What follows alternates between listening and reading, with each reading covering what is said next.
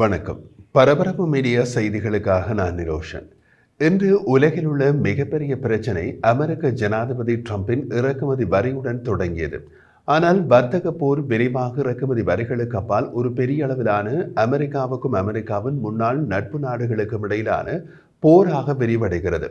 ஜனாதிபதி Donald Trump Canada மீதான 25% இறக்குமதி வரி அங்குள்ள தலைவர்களை புண்படுத்தியது. கனடிய மாகாணம் ஒன்டாரியோ கடை அலுமாரிகளில் இருந்து அமெரிக்க மதுபானங்களை அகற்றி திருப்பிச் சுட்டது. இதை கனடியர்கள் மகிழ்ச்சியுடன் வரவேற்றுள்ளார்கள். பரபரப்பு மீடியாவின் தலைமையகம் கனடிய தலைநகர் ஒட்டாவாவில் உள்ளது. இங்கு நாம் பார்த்தபோது சூப்பர் மார்க்கெட்களில் கூட்டம் வழக்கத்தை விட மிக அதிகமாக உள்ளது. காரணம், ஒவ்வொருவரும் எடுக்கும் பொருளை திருப்பி திருப்பி பார்த்து அது அமெரிக்க தயாரிப்பா என்று பார்க்கிறார்கள். அமெரிக்க தயாரிப்புகள் தவிர்க்கப்படுகின்றன. கனேடிய பொருட்களுக்கு கனடாவில் தயாரிக்கப்பட்டது என்ற ஸ்டிக்கர் ஒட்டப்பட்டுள்ளது. இது ஒரு தேசிய எழுச்சி. அதை கனடாவில் காண முடிகின்றது. மிக விரைவில் அது ஐரோப்பாவிலும் எதிரொலிக்கலாம்.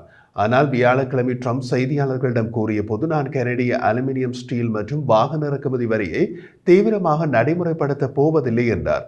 வர்த்தகம் தொடர்பான அமெரிக்க மற்றும் கனடிய அதிகாரிகளுக்கு இடையேயான சந்திப்புக்கு சில மணி நேரத்திற்கு முன்னதாக அவரது கருத்து வந்துள்ளது. அந்த சந்திப்பு மிகவும் பயனுள்ளதாக இருந்தது என்று அது முடிந்ததும் கனடிய ஒன்டாரியோ மாகாண முதலமைச்சர் ஃபோர்ட் செய்தியாளர்களிடம் கூறினார். இரு நாடுகளுக்கும் இடையிலான வெப்பம் குறைக்கப்படுவதை உணர்ந்ததாக கூறினார். அடுத்த வாரம் அமெரிக்க வர்த்தக செயலாளர் ஹவார்ட் லுக்னிகை மீண்டும் சந்திக்க திட்டமிட்டுள்ளதாக ஃபோர்ட் கூறினார். இதற்கிடையில் எஃகு மற்றும் அலுமினியம் மீதான அமெரிக்க இறக்குமதி வரி குறித்து உலக வர்த்தக அமைப்பான கனடா ஆலோசனை கோரியுள்ளது என்று WTO வியாழக்கிழமை ஒரு அறிக்கையில் தெரிவித்துள்ளது. இறக்குமதி வரி வர்த்தக விதிகளை மீறுவதாக கனடா கூறுகிறது. ட்ரம்பின் இந்த வர்த்தக போர் எவ்வாறு விரைவாக கையை விட்டு வெளியேறும் என்பதை பார்ப்பது எளிது. நாளை பிரச்சனை சரி செய்யப்பட்டாலும் கனடியர்கள் அமெரிக்க பொருட்களை வாங்குவது சந்தேகமே. அந்த அளவுக்கு இங்கே நிலைமை உள்ளது.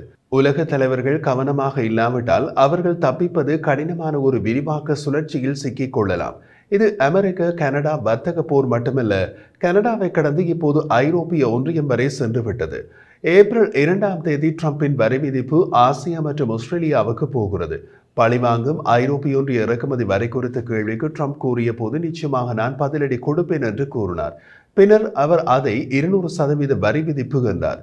வேறு வார்த்தைகளில் கூறுவதானால், ட்ரம்பின் இறக்குமதி வரிக்கு ஐரோப்பிய ஒன்றியத்தின் பதிலடிக்கு ட்ரம்ப் பதிலடி கொடுத்துள்ளார். ஐரோப்பிய ஒன்றியம் அதற்கு பதிலடி கொடுத்தால் என்ன செய்வது? மீண்டும் ட்ரம்ப் விஸ்வரூபம் எடுப்பார். வடகொரியா, ஈரான், ரஷ்யா போன்ற அமெரிக்க இறக்குமதியேற்ற நாடுகளை தவிர அனைவருக்கும் சிக்கல் ஏற்படும். வர்த்தக போர் மேலும் சூடுபிடிக்கலாம். கனடிய அரசியல்வாதி மற்றும் முதலமைச்சர் ஃபோர்ட் கனடிய மாகாணம் ஒன்டாரியோவில் அட்டகாசமாக செயல்படுகிறார். பிரிட்டன், பிரான்ஸ், ஜெர்மனி உட்பட ஐரோப்பிய நாடுகளிலும் அமெரிக்க ஒதுக்கல் தொடங்கிவிட்டன. ஆனால் மறுபுறம் மெக்சிகோ ஜனாதிபதி கிளாரியா ஷீன்பாம் வித்தியாசமான அணுகுமுறையை எடுத்துள்ளார். ட்ரம்பின் இறக்குமதி வரிக்கு பதிலளிப்பதற்கு முன் தனது நாடு ஏப்ரல் 2 வரை காத்திருக்கும் என்று ஷீன்பாம் புதன்கிழமை கூறினார். இவை அனைத்தும் முதலீட்டாளர்கள் மற்றும் வர்த்தக தலைவர்கள் எதிர்கொள்ளும் நிச்சயமற்ற தன்மையை அதிகரிக்கின்றன. மனித நடத்தை மாதிரி மற்றும் கணிக்க மிகவும் கடினம். வர்த்தக பொருளாதார வல்லுநர்கள் 30 ஆண்டுகளாக இது மிகவும் எளிதாக இருந்தது. ஆனால் இந்த ட்ரம்பின் புதிய உலகத்திற்கான மாதிரிகள் எங்களிடம் இல்லை என்கின்றார்கள். ட்ரம்பின் வர்த்தக போரின் வளர்ச்சி அமெரிக்காவில் கவலை அதிகரித்து வருகிறது. பிசினஸ் ரவுண்ட் டேபிள் அதன் CEO பொருளாதார அவுட்லுக் இண்டெக்ஸ் மங்கிவிட்டது மற்றும் CEOக்கள் பணியமர்த்தல் மற்றும் முதலீடு செய்வதற்கான தங்கள் திட்டத்தை குறைத்து கொண்டது என்றது. நேற்று வாஷிங்டனில் நடைபெற்ற JP மோர்கன் ஏற்பாடு செய்த பொருளாதார மாநாட்டில் அமெரிக்கன் ஏர்லைன்ஸ் மற்றும் பிற நிறுவனங்களின் CEOக்கள் பங்கேற்றனர்.